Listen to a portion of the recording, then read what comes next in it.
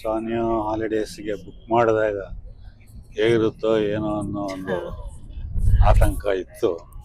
ಆದರೆ ಬೆಂಗಳೂರು ಏರ್ಪೋರ್ಟಿಂದ ಹಿಡಿದು ಇಲ್ಲಿವರೆಗೂ ಪೂನಾ ಏರ್ಪೋರ್ಟ್ವರೆಗೂ ಬಂದಿದ್ದ ಅನುಭವದಲ್ಲಿ ಸಾನಿಯಾ ಹಾಲಿಡೇಸಲ್ಲಿ ಹೋದರೆ ನಮಗೆ ದೇವಸ್ಥಾನಗಳು ಆಗಲಿ, ಊಟದ ವ್ಯವಸ್ಥೆ ಆಗಲಿ, ತಂಗೋ ವ್ಯವಸ್ಥೆ ಆಗಲಿ ಎಲ್ಲ ನೀಟಾಗಿ ಮಾಡ್ತಾರೆ ಅನ್ನೋ ಒಂದು ಅನುಭವ ಆಗಿದೆ. ಹೀಗೆ ಮೇಲೆ ಮೇಲೆ ನೀವು